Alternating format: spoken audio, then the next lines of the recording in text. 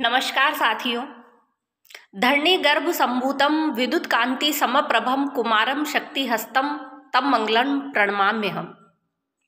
आज साथियों मैं बात करने जा रही हूँ हमारे नवग्रह श्रृंखला के बहुत ही महत्वपूर्ण ग्रह जिनके बिना हम किसी भी प्रकार की शक्ति या ऊर्जा की कल्पना नहीं कर सकते। जी हाँ साथियों, मंगल देव हमारे जन्म पत्रिका की मेष राशि और वृश्चिक राशि के स्वामी होते हैं, जो कर्क राशि में नीच के हो जाते हैं और मकर राशि में ये उच्च के होते हैं।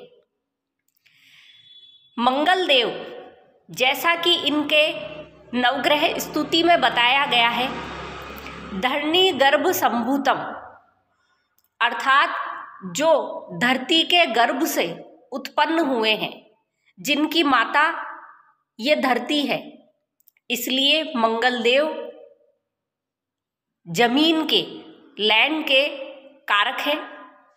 ये इसके साथ साथ साहस, ऊर्जा, विद्युत शक्ति, हथियार, छोटा भाई और किसी भी प्रकार के वाद विवाद के कारक ग्रह हैं। जिस प्रकार ब्रह्मा विष्णु महेश हमारे त्रिदेव हैं, ऐसी ही त्रिदेवों की शक्ति हमारे प्रत्येक ग्रह में होती है। प्रत्येक ग्रह हमारे लिए क्रिएटर भी हो सकता है, प्रोटेक्टर भी हो सकता है और डिस्ट्रॉयर भी हो सकता है।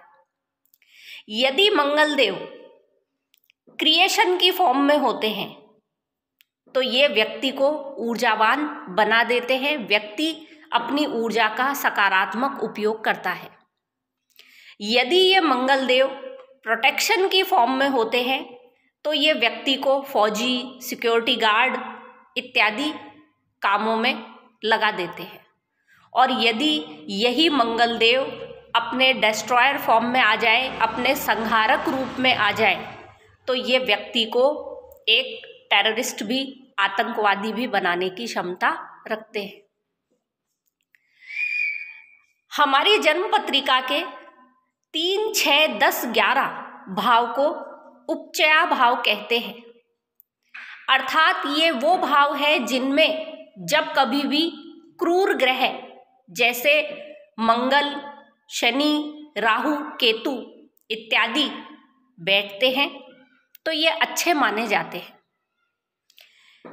यदि मंगल देव तीसरे घर में बैठते हैं, तीसरा घर हमारे पराक्रम को बताता है और तीसरा घर हमारे हाथों का भी प्रतिनिधित्व करता है।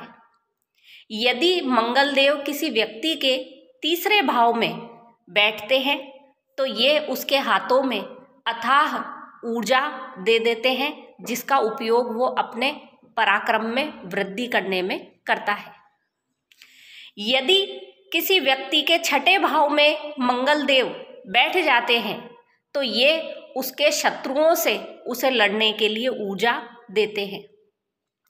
यदि किसी व्यक्ति के 10वें भाव में मंगल देव बैठते हैं तो ये व्यक्ति अपनी पूरी ऊर्जा अपने काम में लगाता है। और यदि मंगल देव 11वें भाव में बैठ जाते हैं तो व्यक्ति अपनी डिजायर को पूरा करने के लिए, अपनी इच्छा पूर्ति के लिए ऊर्जा का उपयोग करता है, अर्थात वह अपनी इच्छा पूरी करने की कोशिश करता है। इस प्रकार से 3, 6, 10, 11 उपचा भाव में मंगल देव बहुत अच्छे रिजल्ट देते हैं। यदि किसी व्यक्ति के 3, 6, 10, 11 भाव में मंगल देव बैठ जाए और अपना नकारात्मक प्रभाव देने लगे तो व्यक्ति को विष्णु भगवान की शरण में चले जाना चाहिए, क्योंकि मंगल देव की नकारात्मक ऊर्जा पर विजय पाने का काम केवल विष्णु देव ही कर सकते हैं। मंगल की सबसे नेगेटिव फॉर्म यदि देखने को मिलती है तो वो उसके चौथे भाव और 5वें भाव में मिलती है। चौथे भाव का मंगल मन की शांति ले लेता है, मानसिक शांति प्राप्त नहीं होने देता है और घर में दंगल करवाता है, अर्थात ऐसे व्यक्ति के घर में हमेशा लड़ाई झगड़े होते रहते हैं। यदि किसी व्यक्ति के पंचम भाव में मंगल देव विराजमान हो जाए तो पांचवा घर हमारी बुद्धि, विवेक, सूझबूझ को बताता है। तो ऐसी स्थिति में मंगल देव उसकी बुद्धि, उसके विवेक और उसकी सूझबूझ को हर लेते हैं, व्यक्ति का सब कुछ खत्म हो जाता है। यदि नेगेटिव मंगल किसी व्यक्ति के 7वें भाव में आ जाए तो ऐसी फीमेल जातिका जो होगी उसको चाइल्ड कंसीव होने में और मिसकैरेज जैसी प्रॉब्लम दे देते हैं। मंगल देव एक क्रूर ग्रह है। जब कभी भी ये राहु देव के साथ होते हैं तो ये अंगारक दोष बनाते हैं। ऐसा व्यक्ति जिसकी जन्म पत्रिका में अंगारक दोष बनता है, ऐसे व्यक्ति का क्रोध अत्यधिक चरम सीमा पर होता है। ऐसे व्यक्ति को चाहिए कि वह किसी ऐसे व्यक्ति के साथ रहे जो बहुत ज़्यादा धैर्यवान हो। धैर्यवान व्यक्ति के पास यदि मंगल राहु युति वाला व्यक्ति रहता है तो उसके अंगारक दोष पर अंकुश लगने लगता है। यदि मंगल और राहु वाला व्यक्ति जल के समीप रहता है, चूंकि मंगल अग्नि के कारक भी है और अग्नि को शांत करने का काम जल करता है, इसलिए जब कभी भी मंगल राहु की युति वाला जातक अगर एंजाइटी से परेशान है, अपने क्रोध से परेशान है, तो उसे चाहिए कि वह गार्डनिंग करे, पेड़ पौधों में पानी दे, या फिर वह नहाए और नदी में स्नान करे। ऐसा व्यक्ति नदी में जितना ज़्यादा स्नान करता है उसका मन उतना ही शांत होता जाता है और मार्स राहु कंजंक्शन पर अंकुश लगने लगता है। इसी प्रकार यदि किसी व्यक्ति के 7वें भाव में मंगल राहु की युति हो जाए तो ऐसे व्यक्ति का अपने पार्टनर से बहुत ज़्यादा कन्फ्लिक्ट रहता है, बहुत ज़्यादा लड़ाई और वाद विवाद होते हैं। ऐसी स्थिति में व्यक्ति को चाहिए कि वो अपने पार्टनर को लेकर किसी ऐसी जगह पर घूमने जाए जहाँ पर जल का बड़ा स्रोत हो, नदी हो, तालाब हो, झील हो। ऐसे में व्यक्ति अपने पार्टनर से शांति से जीवन जी सकता है।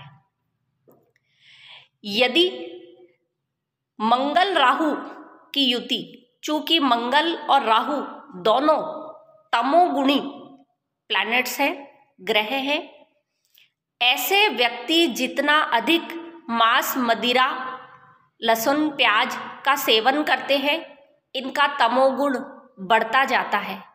ऐसे व्यक्तियों को चाहिए कि वह अपने तमोगुण पर कंट्रोल करे।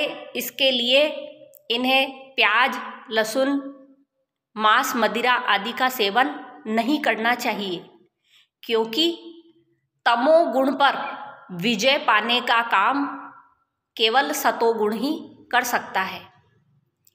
आप चाहें तो इसके लिए 30 दिन तक केवल सतोगुणी आहार लेकर देखिए, आप 30 दिन बाद में निश्चित रूप से परिवर्तन पाएंगे। तो साथियों, मंगल ग्रह के बारे में जितना कहा जाए उतना कम है।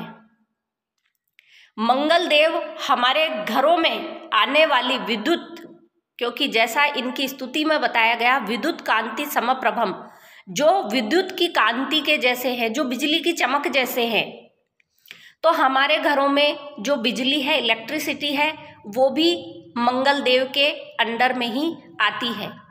यदि हम बिना बात बिना किसी कारण के लाइट, पंखे, एसी, कूलर इत्यादि जो भी एसेसरीज है इनको हम बिना बात खुला छोड़ देते हैं, मंगल की ऊर्जा का व्यय करते हैं। इससे मंगल देव अपने नकारात्मक प्रभाव व्यक्ति को देते हैं। व्यक्ति ऊर्जा का जितना अधिक संरक्षण करता है, चाहे वो कोई सी भी ऊर्जा का संरक्षण हो, मंगल देव उसको अपने पॉजिटिव रिजल्ट्स देने के लिए बाध्य हो जाते हैं। परंतु यदि कोई इस ऊर्जा का, चाहे विद्युत ऊर्जा हो, चाहे आपके और कोई दूसरे प्रकार की ऊर्जा हो, यदि इनका दुरुपयोग करता है, इनको बेवजह खर्च करता है, तो ऐसे व्यक्ति को मंगल के दुष्प्रभाव झेलने ही पड़ते हैं, जिससे ऐसा मंगल अपना स्वयं का शत्रु बन जाता है। तो आशा है आपको मेरी यह वीडियो पसंद आई होगी। आप कमेंट करके बताइए आपका मंगल किस भाव में है और किस ग्रह के साथ है। जय श्री राम।